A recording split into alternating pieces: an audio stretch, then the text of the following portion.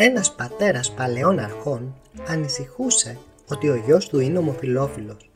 Πάει στο γιατρό του χωριού ανήσυχος και του λέει «Γιατρέ μου, ανησυχώ ότι ο γιος μου είναι ομοφυλόφιλος.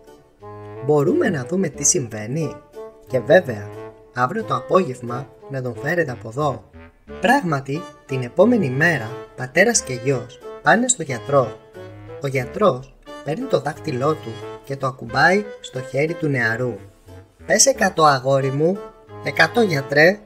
Μετά παίρνει το δάχτυλό του και το ακουμπάει στο μέτωπό του. «Πες 100 αγόρι μου», «100 γιατρέ». Στο τέλος βάζει το δάχτυλό του στο πισινό του νεαρού. «Πες 100 αγόρι μου», 1, 2, 3, 4.